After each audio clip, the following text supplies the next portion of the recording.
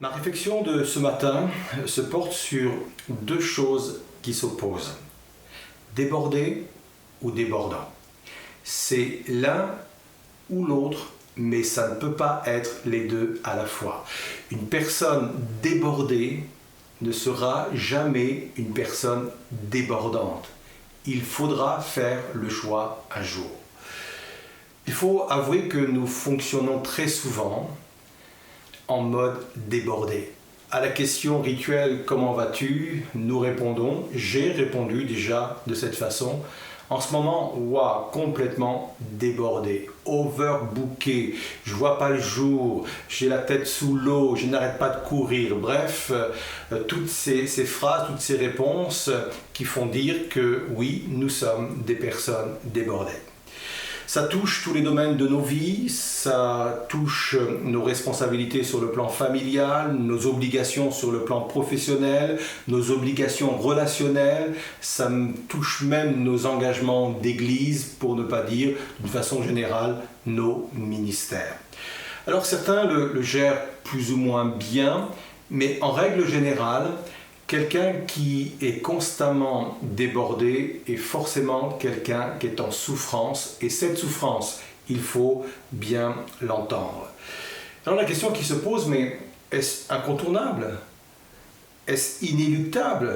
Dans la société qui est la nôtre, une société pressée, sommes-nous condamnés à être sans cesse débordés? La réponse, sans aucune hésitation, est non. Alors je vais vous proposer dans cette réflexion de ce matin de passer de débordé à débordant, de quitter le mode débordé pour rentrer dans un mode débordant. Et on va se poser cette question, comment être justement ces personnes débordantes capables de bénir les personnes qui sont autour d'elles? 4 réponses à cela. La première réponse est la suivante, prendre soin de soi. C'est du bon sens, on est dans le côté très pratique, mais combien utile. Prendre soin de soi, et cela sans culpabiliser, s'il vous plaît. Il est dit dans Éphésiens chapitre 5, verset 29, « Car personne n'a jamais haï sa propre chair. » c'est-à-dire son propre corps, sa propre personne. Mais il est dit au contraire, chacun la nourrit et l'entoure de soins comme le Christ le fait pour l'Église. Je ne sais pas si vous étiez arrêté sur ce verset-là ou sous cette version-là, mais c'est très intéressant. Chacun, c'est un engagement, c'est un encouragement que Dieu donne, chacun prend soin de soi comme le Christ le fait pour l'Église. Et quand on comprend comment Jésus prend un soin particulier à bénir l'Église, à prendre soin de l'Église, eh bien je me dis, je ne peux pas faire moins, je dois prendre soin de moi. Si je veux être un meilleur père, si je veux être une meilleure mère, si je veux être un meilleur conjoint, un meilleur patron, un meilleur employé, un meilleur pasteur, je suis dans l'obligation de prendre soin de moi. Je dois investir en moi.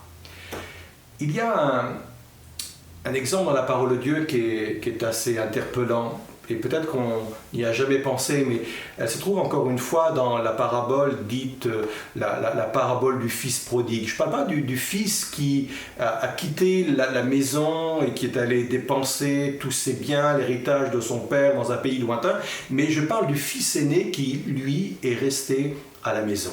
C'était quelqu'un de très scrupuleux, quelqu'un qui obéissait à son père, c'était un bosseur, c'est quelqu'un qui travaillait énormément. Et parallèlement à cela, on s'aperçoit que c'était quelqu'un d'aigri, c'était quelqu'un d'intolérant.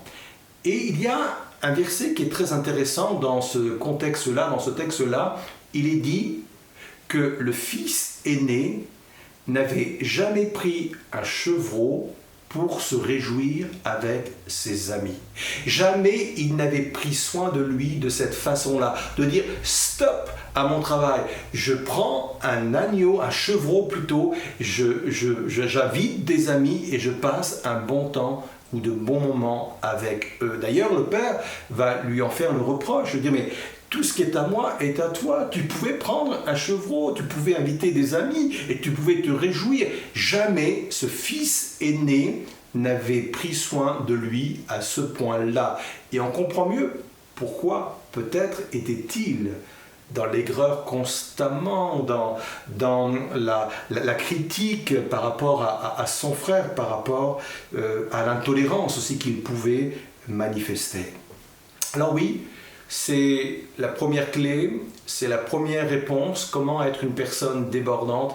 Il faut prendre soin de soi. Il faut savoir prendre du temps pour la lecture, prendre du temps pour le sport, prendre du temps pour faire des jeux, pour rencontrer des amis et même, parfois, prendre du temps pour rien faire. Et cela sans culpabiliser. Alors, à la question, comment être débordante, une personne débordante? 1. Prendre soin de soi. 2. Faire le tri de ses activités. Autre défi pour chacune de nos vies. Faire le tri de ses activités commence par savoir déléguer. Savons-nous nous appuyer sur notre entourage, y compris sur nos enfants, par exemple? Alors là, ça demande d'accepter que tout ne soit pas fait comme on le souhaiterait.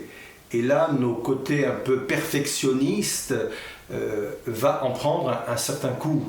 Mais c'est pas grave, c'est nécessaire, c'est indispensable de pouvoir déléguer. Si je veux trier dans mes activités pour ne pas être débordé, il faut déléguer. Savons-nous également dire non? Parfois, on se sent obligé de dire toujours oui.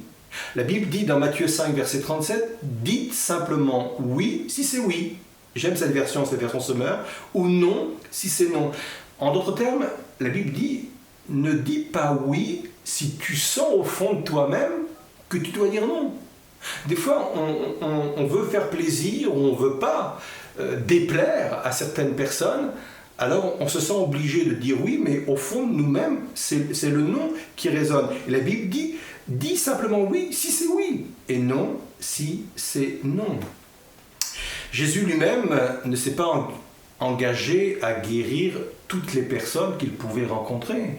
Jésus lui-même n'a pas enseigné le monde entier. Il s'est limité à sa tâche, à ce qu'il pouvait faire, à ce qu'il devait faire, et surtout à ce que son Père lui demandait. Alors oui, ça nécessite parfois de prendre ou d'avoir des priorités, de dire oui ou de dire non. Et puis, ne pas porter aussi, et ça c'est toujours dans le tri de nos activités, ne pas porter au-delà de ce que l'on peut soi-même porter, ne pas aller au-delà de ce que Dieu nous a confié. Écoutez bien ceci, la parole est importante. Le fardeau que Dieu nous propose est plus léger que celui que nous choisissons de porter nous-mêmes. C'est pour cela, avant de dire oui à une proposition, avant de se lancer dans une activité, dans un travail quelconque, il faut prier afin de chercher la volonté de Dieu. Et si nous sommes dans la volonté de Dieu, il nous donnera la force de pouvoir accomplir cette activité. J'aime l'exemple du roi David. David était un roi et sans aucun problème, il devait avoir un agenda chargé. On dit souvent un agenda de ministre. Lui, c'était un agenda de roi. Mais on ne le voit jamais débordé. Et ça, c'est intéressant. Il va le dire dans le psaume 131, verset 2, version Sommer. Bien au contraire. Non, il n'était pas débordé. Bien au contraire. Je suis resté tranquille et dans le calme. Je me sentais comme un nourrisson rassasié dans les bras de sa mère, comme un nourrisson apaisé. formidable. Je pense que nos dirigeants actuellement, du monde entier, confrontés à cette crise sanitaire, doivent envier la vie d'un roi comme David dans des temps comme ceux que nous connaissons actuellement. Il dit, je suis tranquille et dans le calme, je me sens comme un nourrisson dans les bras de sa mère. Mais comment il fait? Comment il faisait? Il a quand même de grandes responsabilités. Eh bien, la méthode est décrite le verset d'avant, verset 1. « Ô Éternel, mon cœur ne s'enfle pas d'orgueil, mes yeux n'ont pas visé trop haut, j'aime cela. Je ne me suis pas engagé dans des projets trop grands, trop élevés pour moi. » En d'autres termes, il est dit, je ne me suis pas engagé dans un projet que je ne pouvais pas porter. Mieux encore, je ne me suis pas engagé dans un projet que Dieu ne m'avait pas confié. Et là, c'est vraiment la clé. Comment faire le tri de nos activités? Ne jamais s'engager dans un travail que je ne peux pas porter ou que Dieu ne m'a pas confié. Et si Dieu me confie un travail qui me semble trop lourd pour moi, si c'est lui qui me l'a confié, il me donnera la force de pouvoir l'accomplir. On va encore un peu plus loin.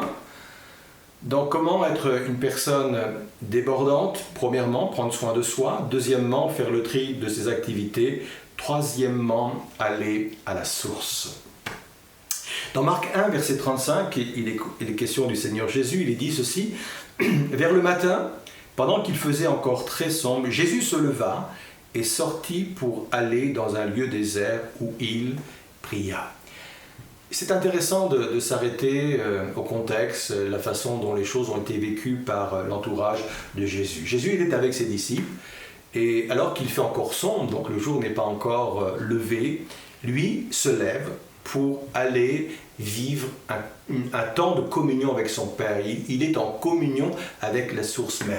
Les disciples se réveillent et cherchent Jésus. Simon, avec quelques personnes, vont à l'extérieur, et à un moment donné, ils trouvent Jésus, mais il dit, mais tu étais où? Tout le monde te cherchait. Et Jésus va faire cette réponse, verset 38, « Allons ailleurs, dans les bourgades voisines, afin que j'y prêche aussi, car c'est pour cela que je suis sorti, entre guillemets, si tôt. » Il explique qu'il est sorti tôt pour aller puiser à la source, car il devait sortir dans les bourgades voisines afin d'y prêcher. Et quand on regarde le programme du Seigneur Jésus, le programme qui va suivre, le programme de la journée, uniquement dans une journée, il est dit qu'il s'est mis à enseigner dans les synagogues. Et le pluriel est important. Il n'a pas fait simplement un enseignement, il a fait plusieurs enseignements dans la même journée, dans plusieurs synagogues. On le voit également chasser un démon, on le voit aussi guérir un lépreux. C'était vraiment un programme chargé.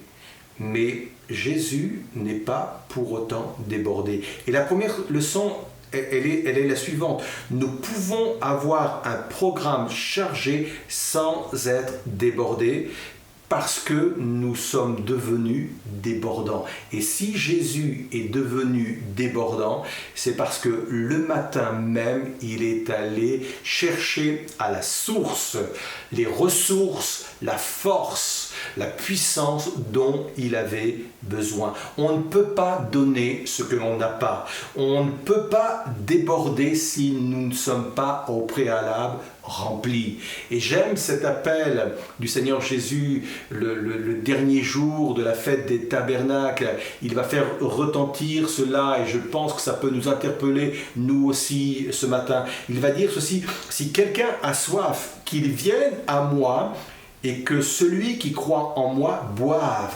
Car comme le dit l'Écriture, des fleuves d'eau vive jailliront de leur sein. Certes, il parlait du Saint-Esprit, mais c'est valable pour notre relation à Dieu. Si je veux que des fleuves jaillissent de moi tout au long de la journée, tout au long de mes activités, même si elles sont nombreuses, je n'ai pas d'autre alternative que d'aller boire à la source. Et cette source, c'est Christ lui-même. Quelqu'un a dit ceci, prier plus, c'est pas travailler moins, mais c'est travailler mieux. Si je passe du temps, même si j'ai beaucoup d'activités, si je passe du temps dans la présence de Dieu, je peux vous dire que je vais gagner du temps ensuite dans la journée. Et enfin, Quatrième réponse, comment être une personne débordante? En pratiquant la reconnaissance, l'action de grâce et la louange. Colossiens 2, verset 7 dit ceci: enracinés et édifiés en lui, appuyés sur la foi telle qu'on vous l'a enseigné et débordant d'action de grâce. Une autre version dit débordant de reconnaissance. C'est un principe. La louange nous conduit forcément à une vie débordante. C'est un principe. Quelqu'un qui loue Dieu, quelqu'un qui est reconnaissant tout au long de sa journée, manifestera forcément une vie débordante. Pourquoi? Parce que la louange, c'est quelque chose qui part de l'intérieur pour aller vers l'extérieur, ce qui permet le débordement. Le contraire, c'est la plainte. Le contraire, c'est le gémissement. Le contraire, c'est l'apitoiement. Et toutes ces choses, c'est le résultat d'une pression extérieure qui vient me porter à me plaindre, à me gémir, à m'apitoyer. Et cette pression extérieure vient influencer, impacter mon âme, c'est-à-dire mon intérieur. C'est l'effet inverse. Et pour casser cette résistance qui veut rentrer à l'intérieur, je dois l'opposer à une résistance qui, elle, sort de moi. Et cette résistance, c'est la louange et l'adoration. David pouvait dire: ma louange sera toujours dans ma bouche. Et quand il l'a dit, vous pourrez le lire, c'est au psaume 34, il est dans un contexte hyper compliqué, il est poursuivi par des ennemis, il risque à tout moment la mort. Et dans ce contexte-là, il dit: je ne vais pas laisser les plaintes, le découragement venir m'atteindre à l'intérieur, mais je vais inverser l'influence. Je veux que ça parte de l'intérieur et que je puisse louer et adorer le Seigneur. Ma louange sera toujours sur ma bouche. Et on comprend pourquoi, dans le psaume 23, il va dire ceci: tu dresses devant moi une table en face de mes adversaires, tu induis ma tête, et il dit ceci: et ma coupe déborde. Ma coupe, c'est l'image de sa propre vie. Et il est en train de dire, même en face de mes adversaires, même quand la pression est là, même quand c'est compliqué, ma coupe continue de déborder. Pourquoi? Parce qu'on le sait, un point qui caractérise la vie de David, c'était quelqu'un qui savait louer et adorer. Ma louange sera toujours sur ma bouche. Alors voilà, comment devenir une personne débordante? Je voudrais rappeler simplement ces 4 réponses. Prendre soin de soi sans culpabiliser. Faire le tri de ses activités, on a besoin de toute la grâce de Dieu pour cela, de tout l'éclairage de Dieu pour cela. Troisièmement, aller à la source, je ne peux pas donner ce que je n'ai pas. Et quatrièmement, pratiquer la reconnaissance, l'action de grâce, la louange, parce que c'est une expression qui me fait déborder, qui rend ma personne débordante. Alors on veut vraiment le mettre en pratique. Pour conclure, peut-être que en m'écoutant, vous êtes de ceux et de celles qui sont dans des moments peut-être difficiles et compliqués. Pour certaines personnes, le confinement était justement l'occasion de mettre une pause et d'arrêter tout ce stress, d'arrêter cette vie débordée, où nous sommes plutôt débordés.